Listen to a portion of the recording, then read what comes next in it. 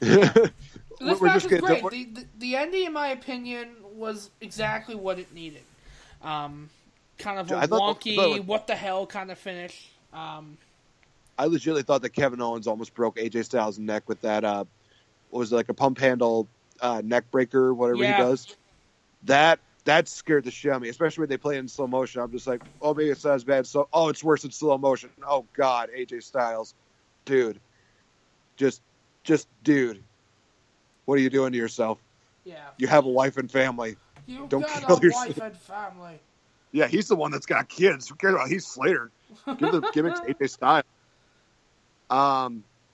Yeah, again, just great chemistry between these guys, and I'm looking forward to more matches because they're going to be awesome.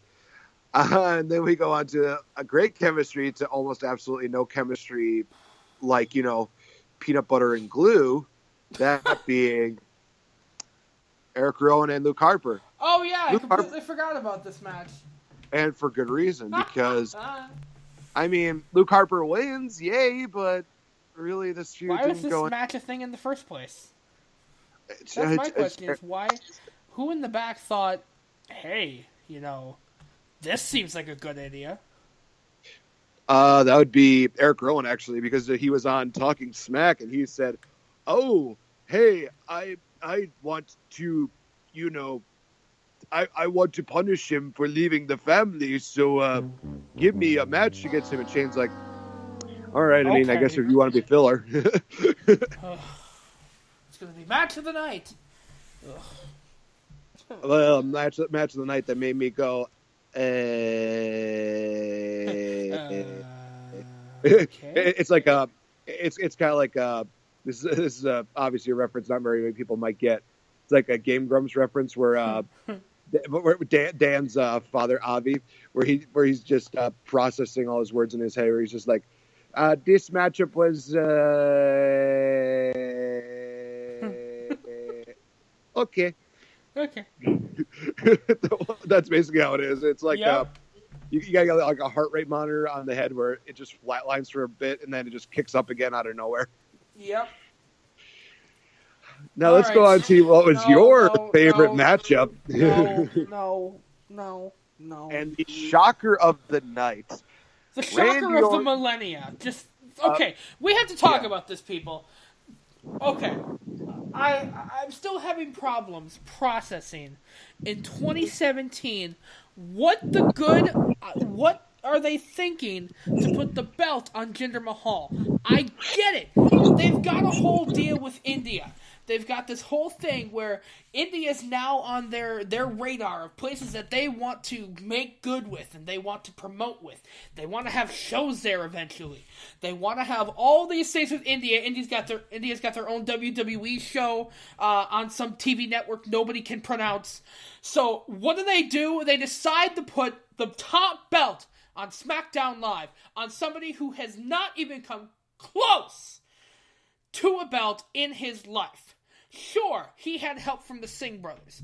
At the same time, it's Jinder fucking Mahal. Who the hell is going to tune in on Tuesday and go, I can't wait to see the Maharaja with the belt?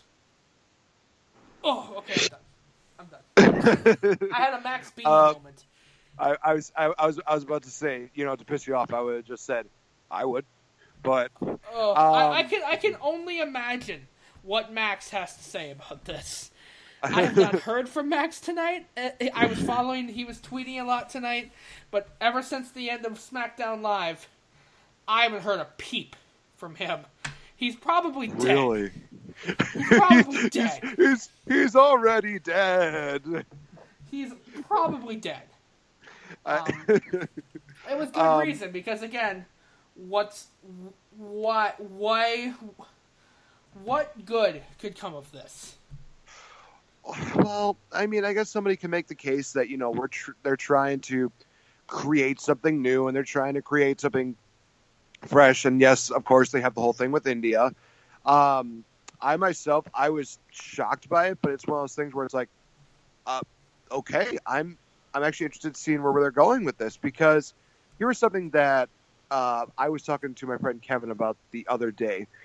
We were talking a lot about how it seems like so many fans are jaded when it comes to just about anything, because the fact is that a lot of people, they want to see something new. They want to see something different. They want to see just something out of the ordinary, because obviously for a long time it was always the top guy being, either like John Cena, Randy Orton, Triple H, Rock, Austin, for a while CM Punk.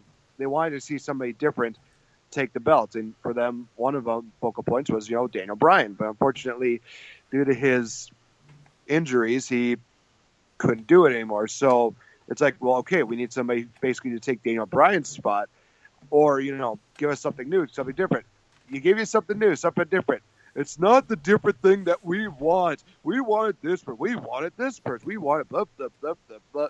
Mm-hmm. Honestly, I have been very vocal about, Jinder Mahal, winning the number one contendership deal. And I'm just like, I'm interested in seeing where this goes. Give him a chance. Let's at least see where it goes. Yes, he had a goofy gimmick back in the day where, he was a part of the 3MB deal, and honestly had one of the most funniest segments I've seen on a SmackDown deal, where they did a botch on live TV and then just try to make it seem like, oh, it's nothing.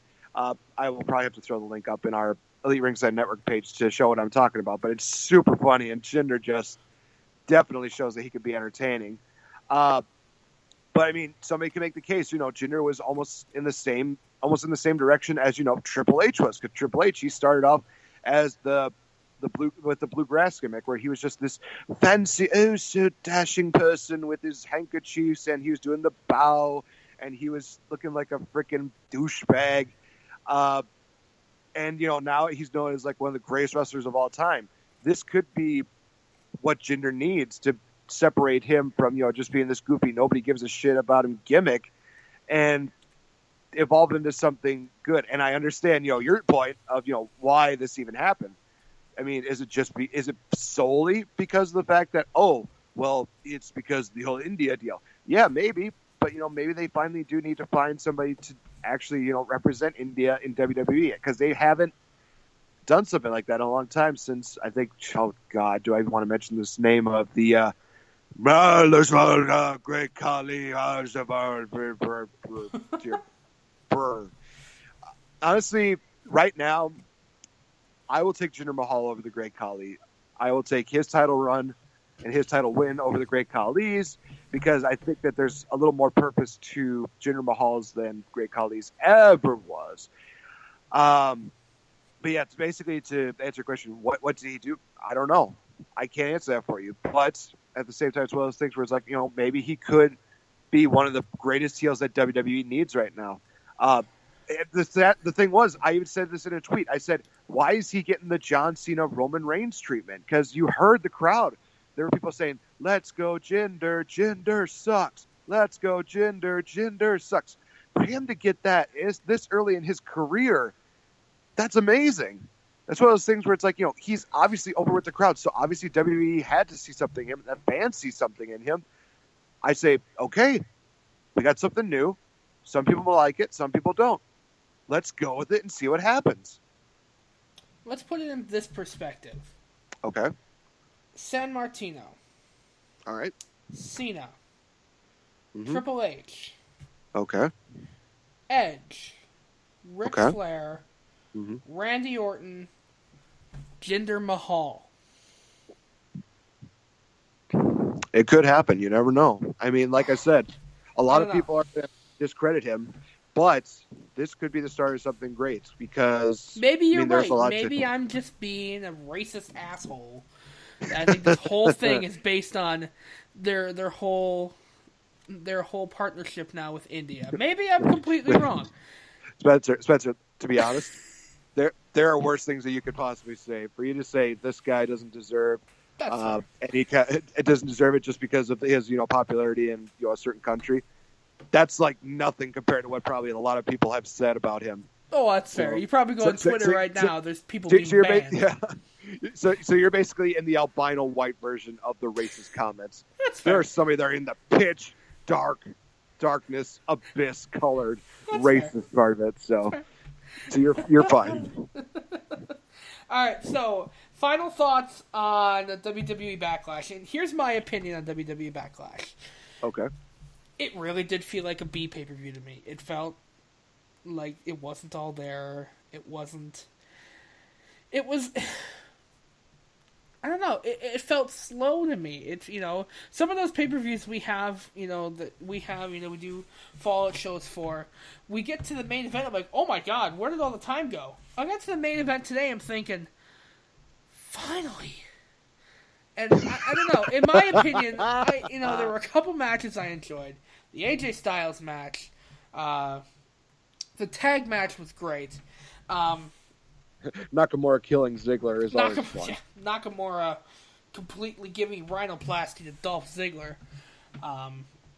Trust me, they'll probably give that a gimmick soon. Don't worry. Oh yeah, they'll give the old handsome Cody Rhodes gimmick. Oh man, but majestic Dolph Ziggler. hashtag let's get that going right now. Majestic Ziggles. But in my opinion, this was a very lackluster pay-per-view, and it really showed. It really kind of showed SmackDown's weaknesses, in my opinion. With a couple of matches, like you said, I would definitely agree that the 6 women's tag had no business to be on there. I mean, if they would have done a deal where, if they would have done like Naomi versus Carmella for the women's title and gotten those people involved like that, right, that would have made more sense than this 6 women's tag match. And then the Harper and Rowan deal had no business on the pay-per-view. Put them back as a tag team, for God's sakes. They're amazing as a team. They had one of the greatest feuds of all time with the Usos.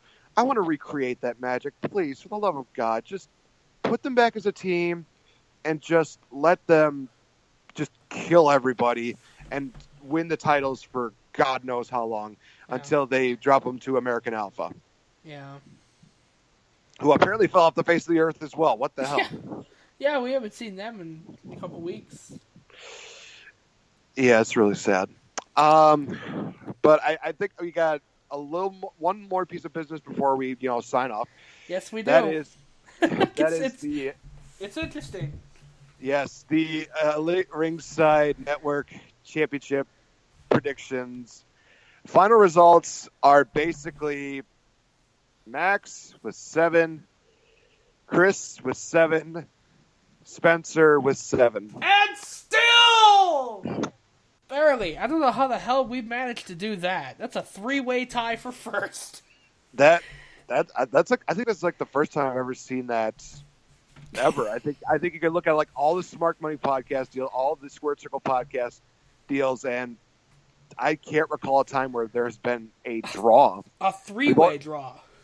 Especially a 3-way draw. I mean, geez Louise. So, one of the things that the champion, he of course suggested was a fatal 4-way number 1 contendership deal at Extreme Rules, which I think is fair. Well, I think you think that is fair. Now, I do agree. I think the fatal 4-way is indeed a fair deal, but not a fatal 4-way number 1 contendership deal. So I'm here to make the announcement that at Extreme Rules, you, Spencer Hart, will defend that title in a fatal 4-way. You will defend it against Mr. Max Speedy, Mr. Chris Lockman, and Raw Reaction Zone, Mr. A.J. Jensen. And we already have a lot of bonus systems deal that we're working on right now to ensure that this does not happen again. So for those of you that probably heard the whole deal between me and AJ, kind of saying like back and forth. Here's what I think we should do, Nate, for that. I think we should bring back the Super Scorecard.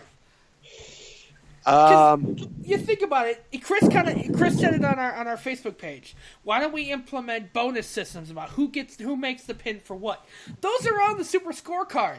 You've got a lot of different options on those. Yeah. Now thinking about it, I was trying to avoid that. I was trying to make it like simplistic, but it seems like we're more going down the route that it's going to go back to that Super Scorecard deal. So you know what? Starting at Extreme Rules, we will be going back to that, especially for the Elite Ringside Network Championship deal. Also, but we'll make like the title point system like simplistic for the X title because Why not? Right. So in addition to the Fatal 4-Way, I'm